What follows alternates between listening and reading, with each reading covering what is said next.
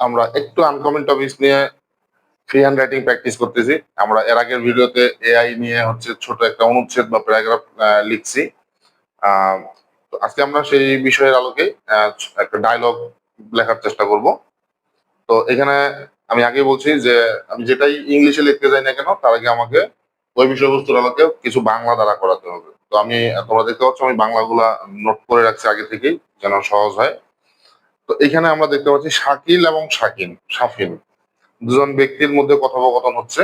তো শাকিল জিজ্ঞেস করছে, দোস্ত তুই কি জানিস এআই আসলে কি? তো এখন দেখো এটাকে যদি আমরা ট্রান্সলেট করি, তো দোস্ত, শাকিল বলতেছে তার ফ্রেন্ড, ফ্রেন্ড তুই কি জানিস, তার মানে কি do you know, do you know AI আসলে কি? আসলে মানে হলো actually what is AI, actually what is AI.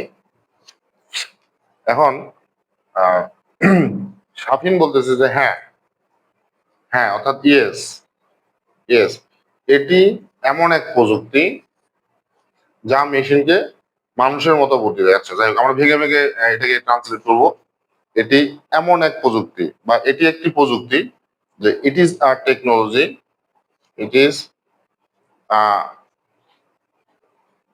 Technology যা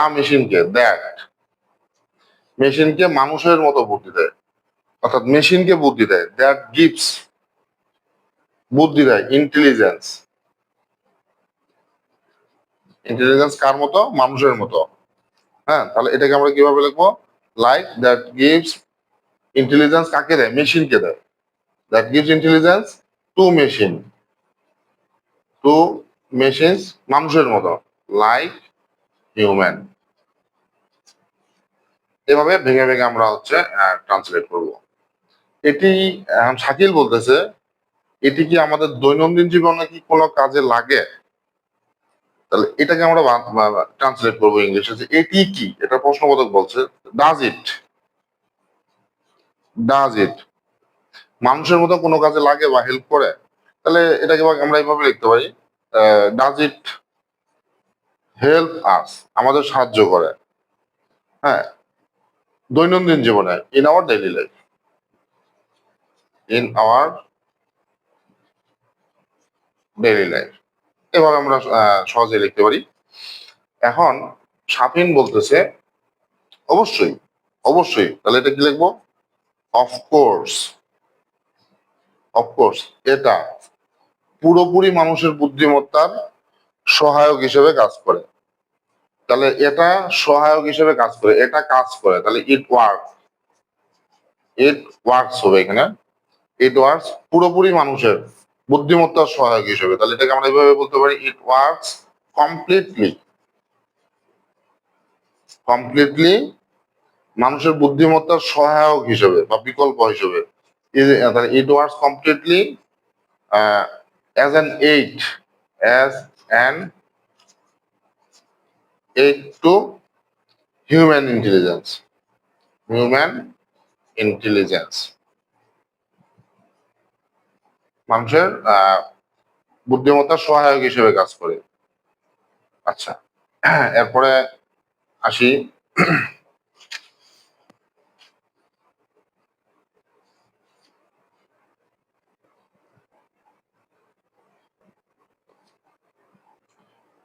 এরপরে শাকিল কোয়েশ্চেন করতেছে, এটা কি মানুষের চাকরি কেড়ে নেবে বলে তোর মনে হয়? তাহলে এটাকে কিভাবে মানে তোর কি মনে হয় যে এটা কি মানুষের চাকরি কেড়ে নেবে? তোর কি মনে হয়? তাহলে এইটুকুকে যদি আমরা ট্রান্সলেট করি, do you think, do you think, তোমার কি মনে হয় এটি মানুষের চাকরি কেড়ে নিবে? চাকরি কেড়ে নেওয়াটাকে কি বলবে?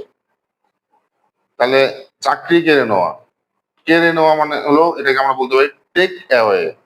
ডু ইউ থিঙ্ক ইট, তখন আমরা টেক্স কথাটা ইউজ করবো, ইট টেক্স অ্যাওয়ে, এটা হলো কেড়ে নেওয়া।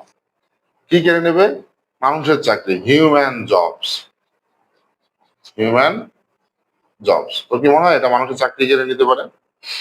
এখন শাফিন বলতেছে কিছু ক্ষেত্রে এটা হতে পারে, কিছু ক্ষেত্রে হতে পারে তাহলে এটাকে কি লিখবো? ইট মে বা ইট মাইট, সম্ভাব্য অর্থে এটা ব্যবহার হবে।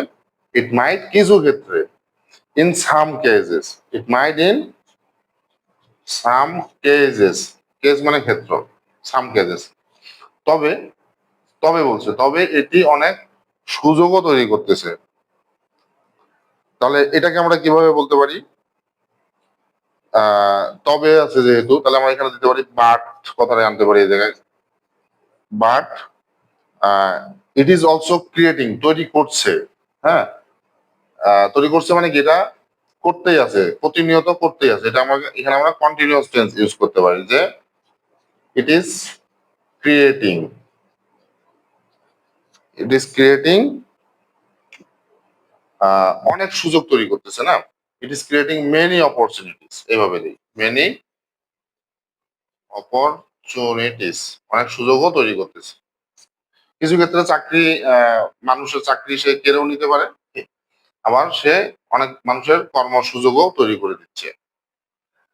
এরপরে শাকিল বলতেছে যে আমি শুনেছি, তাহলে আই হ্যাভ হার্ড, এটি চিকিৎসা ক্ষেত্রেও অনেক সাহায্য করে। তাহলে এটাকে কি বলবো? এটা সাহায্য করে, তাহলে ইট হেল্পস, অনেক সাহায্য করে। ইট হেল্পস লট, কোথায় সাহায্য করে? চিকিৎসা ক্ষেত্রে। ইন, এখানে আমরা ইন মেডিকেল দিতে পারি, ইন ট্রিটমেন্ট বা যে কোনো একটা দিতে পারি, সমস্যা নেই। এখন পরে শাফিন বলতেছে কি একদম ঠিক। তাহলে এই বাক্যটাকে আমরা লিখতে পারি এক্স্যাক্টলি, এক্স্যাক্টলি। এআই এখন খুব দ্রুত রোগ শনাক্ত করতে পারে, খুব দ্রুত রোগ শনাক্ত করতে পারে। রোগ শনাক্ত করা মানে ডায়াগনোসিস ডিজিজ, রোগ শনাক্ত করা খুব দ্রুত, ভেরি ভেরি কুইকলি এআই এখন আছে। তাহলে আমরা এখন দিয়ে শুরু করি যে নাও এআই ক্যান, এআই পারে, কি পারে? রোগ শনাক্ত করতে। এআই ক্যান ডায়াগনোস, ডায়াগনোস কি? রোগ, ডায়াগনোস ডিজিজেস। তাহলে হ্যাঁ, নাও এআই ক্যান ডায়াগনোস ডিজিজেস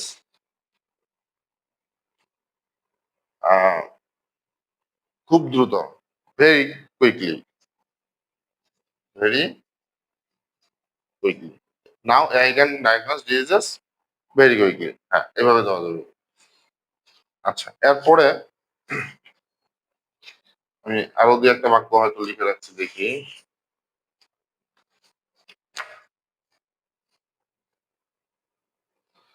এখন শাকিল বলতেছে তার মানে ভবিষ্যৎ পৃথিবী এখন এআই নির্ভর হতে যাচ্ছে, এই বাক্যটাকে। তার মানে, তাহলে এটাকে কি লিখবো? দ্যাট মিনস, দ্যাট মিনস, হ্যাঁ। তাহলে ভবিষ্যৎ পৃথিবী, তাহলে কি বলবো এটাকে? দ্যাট মিনস ফিউচার ওয়ার্ল্ড,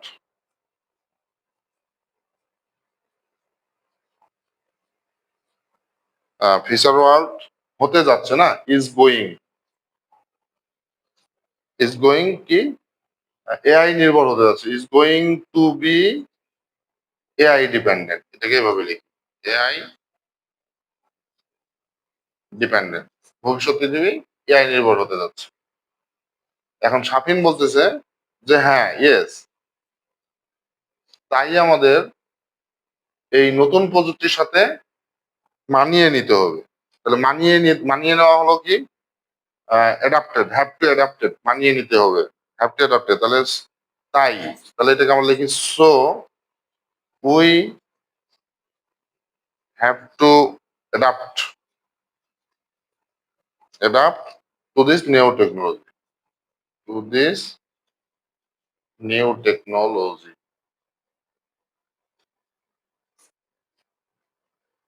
তো আশা করি তোমরা বুঝতে পারছো কিভাবে ডায়লগ গুলো আমরা লিখতে পারি। তো আমরা এই বাংলা গুলো হচ্ছে আমরা মনে মনে চিন্তা করব, পাশাপাশি এই ইংলিশ গুলো এভাবে আমরা প্র্যাকটিস করব। তো আমি বারবারই বলি যে আসলে প্র্যাকটিসই মানুষকে পারফেকশনে নিয়ে আসে।